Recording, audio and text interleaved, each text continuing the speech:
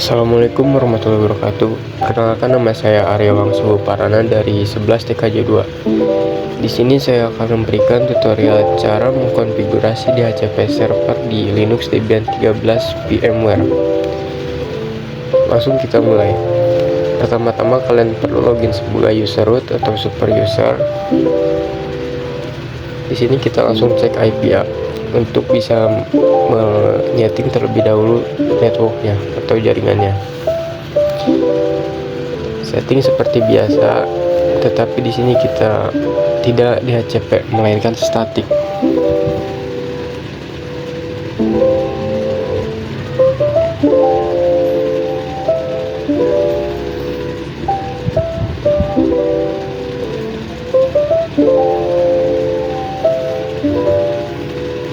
Di sini kita menggunakan IP kelas C, yaitu 192.168.20.2.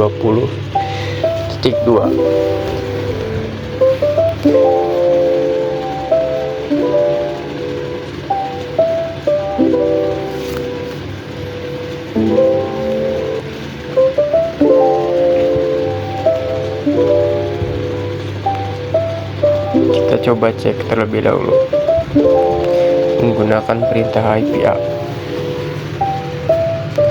Di sini belum berubah, maka kita perlu merestart terlebih dahulu networknya menggunakan perintah sudo systemctl restart networking.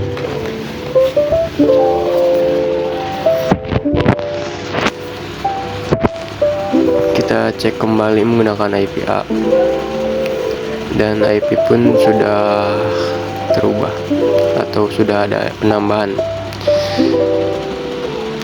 Lanjut kita coba tes ping apakah berjalan.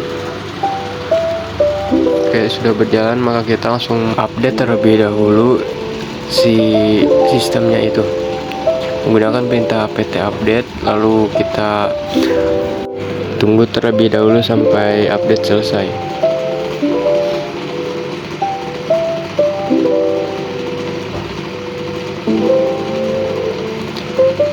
Jika sudah update-nya sudah selesai, maka kita lanjut ke upgrade menggunakan perintah sudo apt upgrade.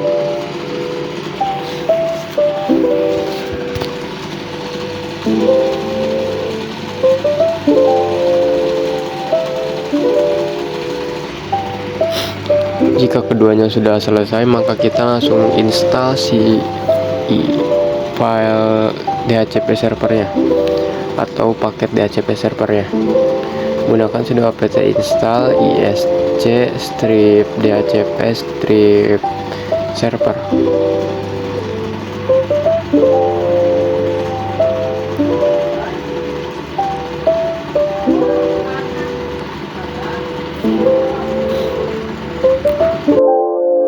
Penginstalan sudah selesai, maka kita langsung coba mengkonfigurasi si DHCP servernya. Yang pertama, kita interface P4-nya kita isi dengan ENS33 yang kita dapatkan dari IPA.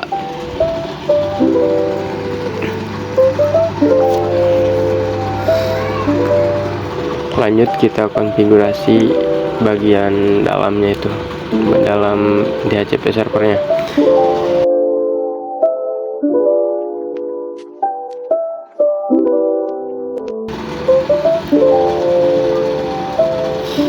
Di sini kita pagar beberapa isi, karena di sini kita akan mengkonfigurasi keseluruhannya itu secara ulang aja.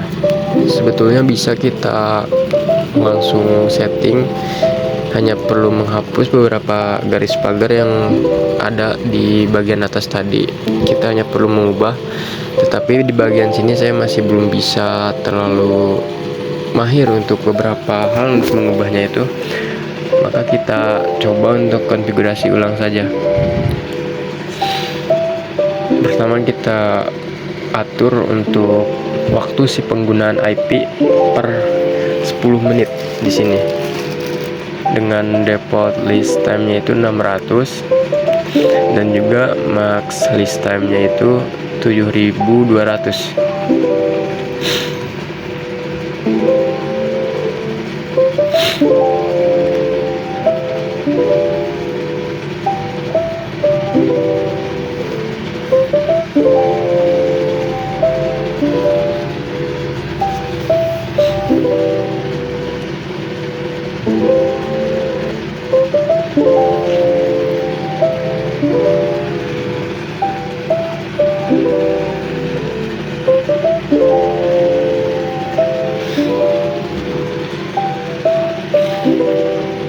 Lanjut kita konfigurasi di bagian dalam jaringannya. Yang pertama-tama itu kita perlu setting subnet atau sebagai networkingnya, yang sebelumnya itu kita sudah pasang di bagian interface. Lalu setting netmask, terus kita setting range atau range itu sebagai awal dari si pemakaian IP sampai dengan batasan si penggunaan IP-nya itu. Untuk membagikannya itu kita dimulai dari 150 sampai ke batas akhirnya itu di 250.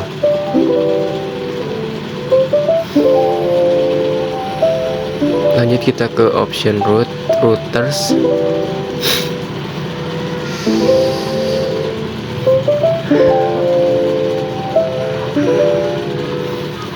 Di sini kita menggunakan host ID-nya itu di 5.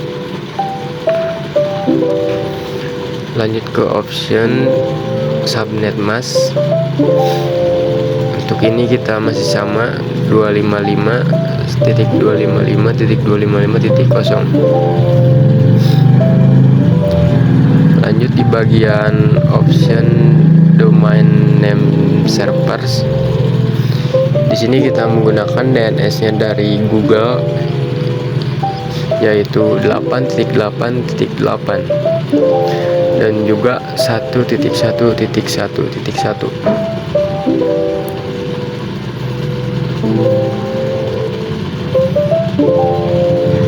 Konfigurasi bagian dalam DHCP server sudah selesai. Nah, sebetulnya di sini kita bisa langsung untuk restart si ISC DHCP servernya.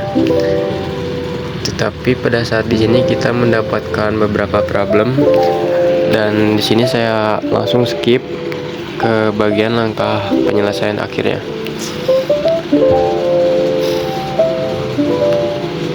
Di sini kita lumayan lama untuk menyelesaikan beberapa problemnya itu, yang terutama di bagian si IP-nya itu tidak terdeteksi oleh jaringan. Dan di sini kita coba ubah IP-nya, dan juga di bagian dalam si konfigurasi DHCP-nya itu kita juga ubah, ya sebelumnya itu 20.2 kita ubah ke 20.0.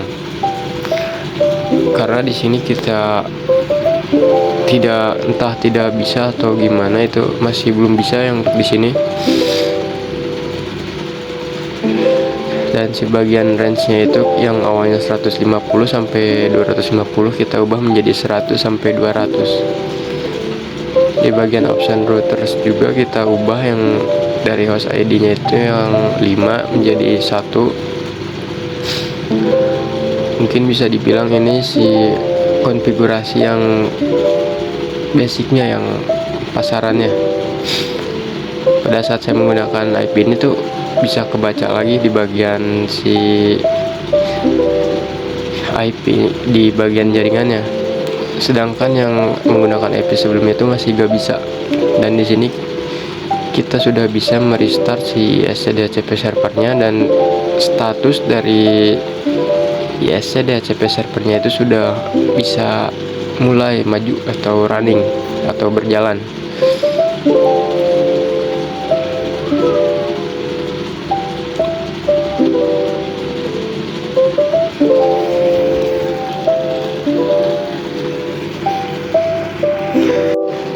kita lanjut pengujian sebagai klien dari DHCP servernya. Dan untuk pengujian ini tuh ada dua opsi. Yang pertama itu ada host only, dan yang kedua ada internal network. Untuk host only sendiri, kita tidak membutuhkan device lain untuk penguji dari DHCP servernya, dan juga kita tidak perlu running dua virtual machine sebagai si pengujinya. Sedangkan internal network kita memerlukan dua device, yang satu sebagai si penyeting DHCP servernya, yang satu itu sebagai klien. Dan penyambungannya itu kita memerlukan sebuah alat switch sebagai penghubung, dan juga LAN adapter sebagai jalur dari si IP-nya.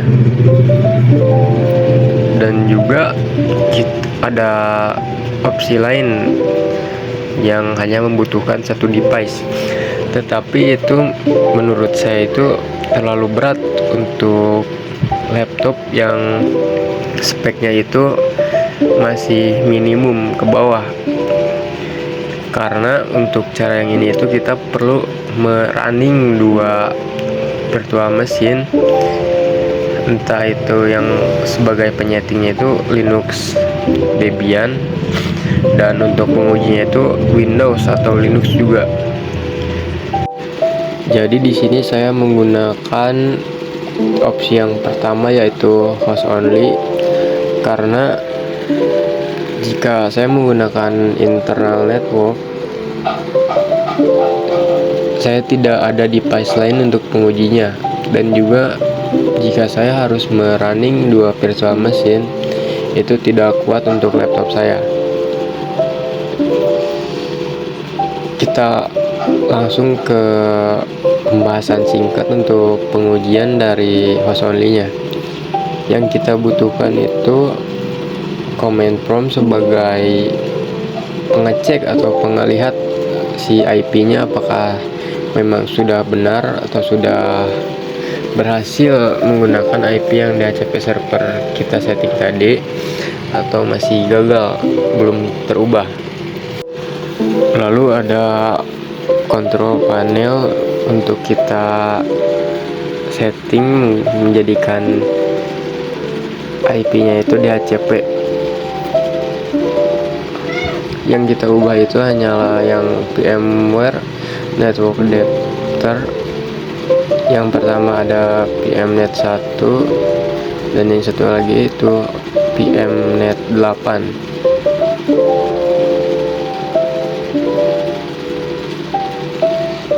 Di sini kita coba ubah dua-duanya, tetapi yang hanya akan terubah itu hanyalah satu. Dan di sini saya karena belum tahu mana yang akan terubah, jadi di sini saya dua-duanya coba setting dengan cara seperti langkah-langkah sebelumnya untuk penggantian IP menjadikan DHCP.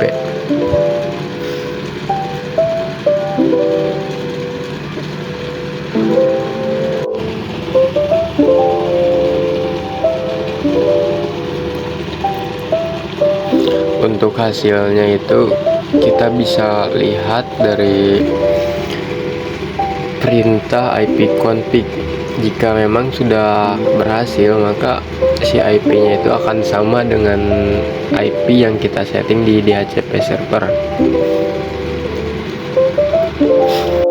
Mungkin cukup sekian langkah-langkah dari saya kali ini. Mohon maaf apabila ada kesalahan kata ataupun kalimat yang saya lontarkan, dan juga langkah-langkah yang sulit untuk dimengerti. Semoga dengan video ini bisa membantu kalian dan bermanfaat juga. Sekian, terima kasih. Wassalamualaikum warahmatullahi wabarakatuh.